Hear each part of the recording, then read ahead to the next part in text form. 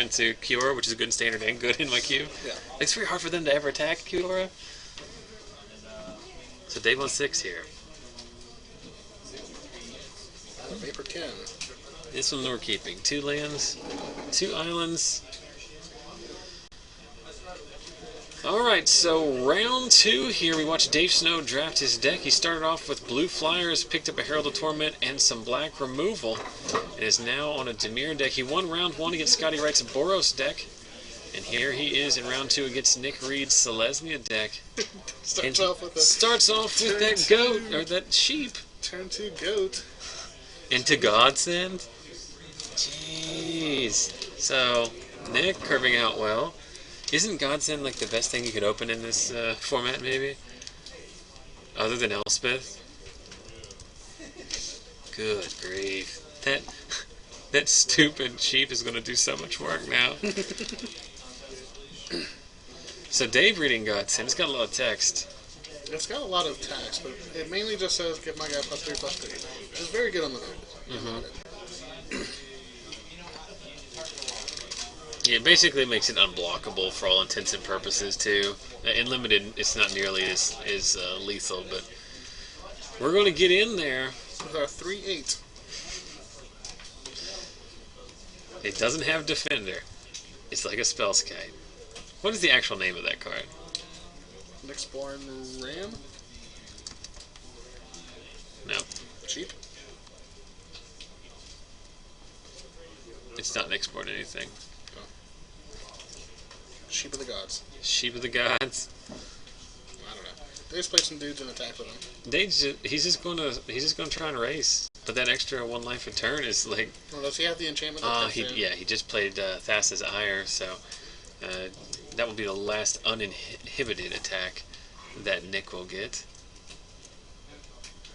Nick plays a green 4-drop there. Do you know what that one is? It's a Centaur. It's something Courser, isn't it? It's a 2-word Courser, blah blah Courser.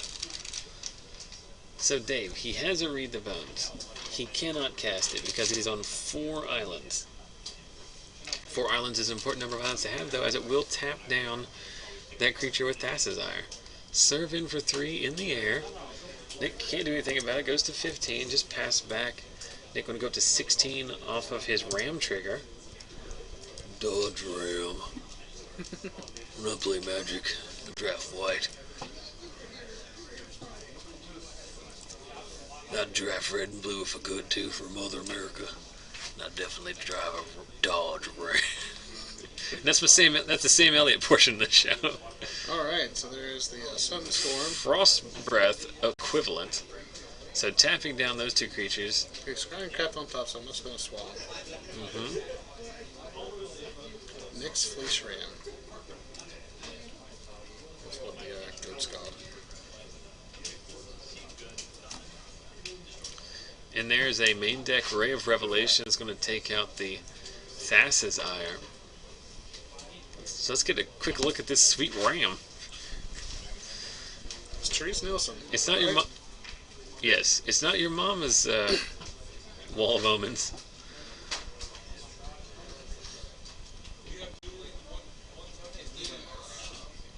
All those sweet cards on Dave's End is getting bent up like that. Basic Island. Oh, are we talking about Dave playing without sleeves? Yeah. The total value of his deck is at least $3. Yeah, I don't even know if it's $3. We're going by SCG prices here. The only rare he has is bulk.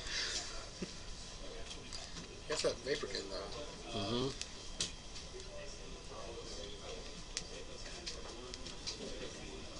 What is that thing? What was that card, do you know? Nope. It puts a 1/1 heroic something. So it puts Nick down to 13, go back up to 14 off of his Ram. Those creatures, of course, don't untap because of the Sudden Storm. Going to draw a Curd. I do like that Ram, though. I think it's pretty good. I think it's definitely constructed playable. Wall of Reverence was constructed playable. It won a Pro Tour. Oh, yeah. I think that... that's the exact card I linked to Alec Myers, was Wall of Reference.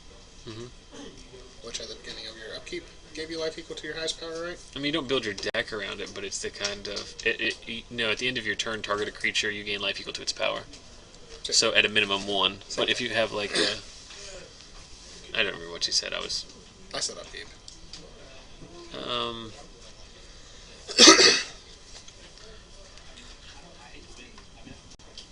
Nick adding to his board up there with a white creature is about all I can tell you. And then Dave still has not found a black mana source. Struggling to. I mean, Nick's gained like 5. That Ram seems way too good in this format because like he's gained 5 life off of it. You know what I mean? Oh, that's the. He'd be at 6.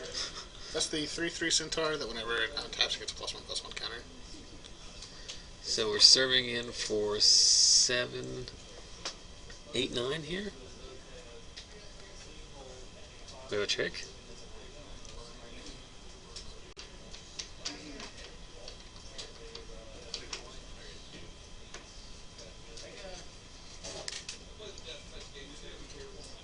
There's the Johnnies.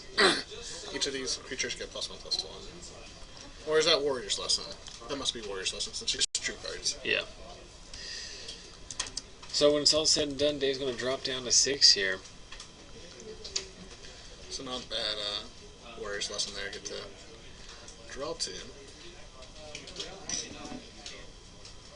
And Dave really just up against it here. No. That his Oh, he had to read the bones for like the last 4 turns, but he's never able to cast it. That was the only thing that could have kept him in this. he had the answer for Godson, but Oh, there's the rub-ins. There's the rub-ins. Not even going to show you my black. Not even going to show you the swamp. So Dave, mulling to 6, never drawing a black mana, still made a game of it, but a combination of Godsend and Nyx Fleece Ram, as well as a pretty functional curve out of Nick's deck. Put a quick clock on him and eventually got there. It's also good at just accelerating mana. could be in the Tezzeret deck too. There's the Tezzeret deck, which is we're getting into the game here. We can save this story for another time. Yeah, both players keeping on 7 here. Dave on the play. He's down a game looking to equalize here. He's already drawn 1 more swamp than he drew all last game, so should be in pretty good spot. Nick with the 2-drop. That is a 2-mana 1/1. Whenever it enters the battlefield, give a +1/+1 counter to a creature. In response, going to go ahead and sweet eye gouge it for the hashtag value. That can't go good on Nick's side. No, it can't. Because eye gouge is not a good card. Against his deck that has all like 5. Yes. Yeah, but it's not like Dave has anything he can bring in. Right. So there's the Daring Thief, right? Looks like it. 3-mana 2/3. When it's inspired, when it untaps, change control of 2 non-land permanents as long as they share the same type. Yep. So it does nothing now. But if Nick at some point plays a creature and Dave is able to attack and untap with it, he can steal it. I mean, how good would that be with land? Attack in, give you an island, take your planes? That'd be like so good. Well, it's also good with his enchantment, the 1-mana enchantment, because Nick can never activate that.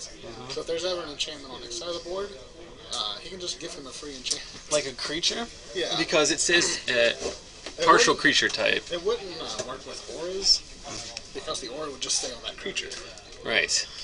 But if it's a creature, if it's a enchantment creature, Yes. you could just steal it.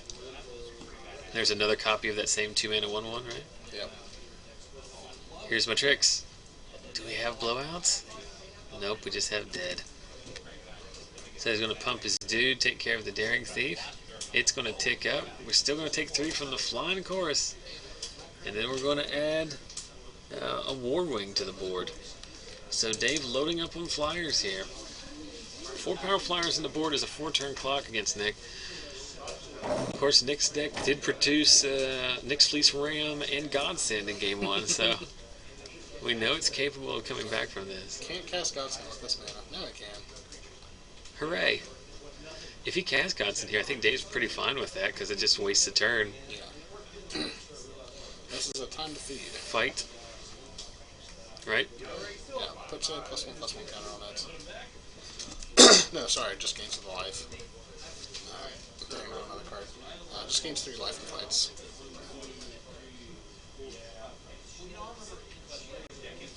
Nick playing a lot of cards here we're unfamiliar with. What else did we cast? I don't know, he cast 1 mana real quick in combat and drew a card. Oh, that's Warrior's Lesson. In this case, just cycled. So Dave replaces the War Wing, exactly. Still serves in with his chorus, but these incidental life gain spells out of Nick are hey you guys. Evilbeard checking us in. There's the Godsend. And this race is very... Dave loses this race. It's a 3-turn clock from Nick here. Yep, there's 4 damage. Mm-hmm. Oh, that's very good. Lash of the Whip takes care of Nick's only creature, making that Godsend irrelevant for the current turn. He plays his 6th land so he can cast a 3-drop and equip it. But it has to be a flyer or something with reach in order for it to... Yeah, that is an Crone Skyguard.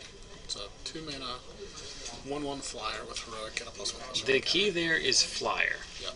Now it's a 4/4 flyer. So Nick finds what could very easily be the only flyer in his deck. Nick gonna read his own Godsend now to see what actually happens. Yeah. If he blocks. This just basically means that Dave won't attack this turn. Yeah. He'll attack next turn. Like this is the problem with the all the text on Godsend is it really doesn't do anything. Like Dave's never going to attack into it because he has another Course of Tides in his deck, and then he's never going to get to cast that Course of Tides. Right. Then Nick's going to attack, and then Dave can just continue attacking. Yeah. Or this 1/1 with Godsend order just becomes like a very expensive wall. Yeah. And then eventually Dave will find an answer to it. There's the Return Phalanx. Yeah. That's a vanilla creature, but when it dies, mill, right? Yes. And that is because Dave doesn't have enough playables? Yes. It's also a good ground clogger. Mm-hmm.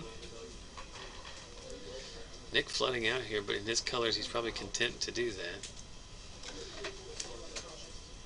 That is the Constellation Exile non-land permanent, right?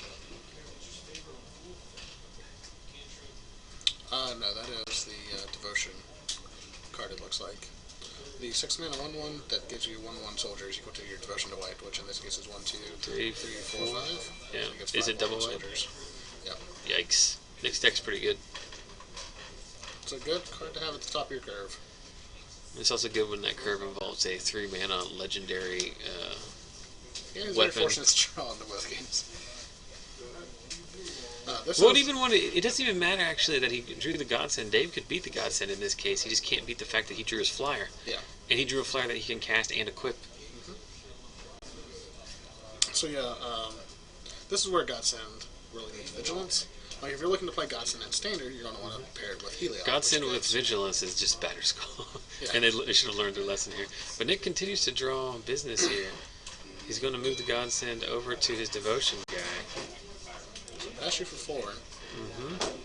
And then post combat, he can put it back on his flyer. Yep. He backs up there, lets Dave respond, but Dave is fine with him going to attack because he's just going to take the 4 damage, and then as predicted, he's going to move it back to his flyer to keep Dave. Here's the Frost Breath, isn't it? Yeah.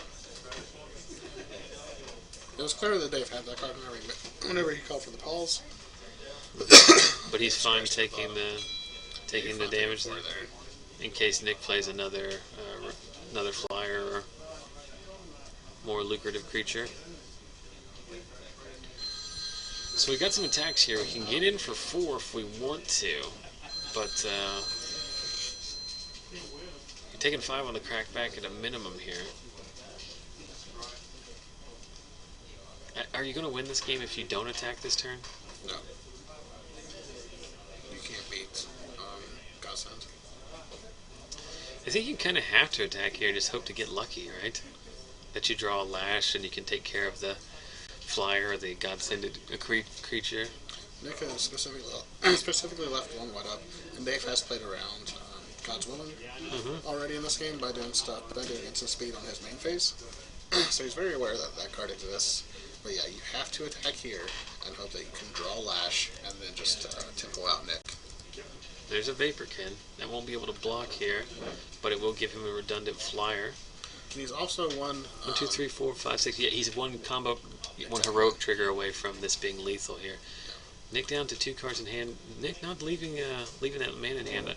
I think we'd leave that land in hand at this point just to bluff some kind of business. He can move Gods into a creature and then move it back. And I think Nick is obliged to do this thing too. Much like Dave had to attack that previous turn, I think Nick's never going to win unless he all-outs his soldiers here. Do you just force him to have the... well, you leave 1 back because the... so you can block the ground creature, right? Yeah. Or leave 2 back, probably, just to play around... It's a 4-2, yeah. Yeah, to play around a removal spell.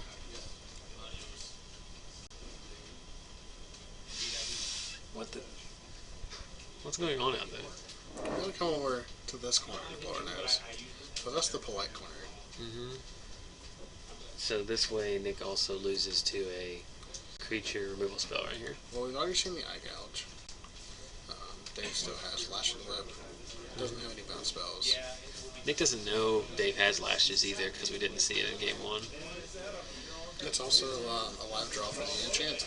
That's his ire. Because Dave could play it and activate it. And just get in with his 4-2. But of course, Nick could have another follow-up creature too. Yeah, and none of this is going to matter unless Dave draws some kind of business here. Any and Dave not blocking here, he's dead next turn. So any non-business spell. So we're going to move the Godsend back to the untapped creature. Yep. Seems fine. And just pass back. So what's on the top of Dave's deck? That does not seem like the body language of a man who has just drawn a card that will let him win the game. This seems like the body language of a man who's desperately looking for an answer that he knows is not there. So no blocks last turn was kind of curious. From Dave? Yeah. I guess he was just representing, just like this way, if Nick has like 1 removal spell or something, then having that extra attacker will make this lethal. So it looks like Dave is... So now Dave can, even if he blocks everything, dies. Whereas if he would have blocked 1 last turn, he would be at 2 life.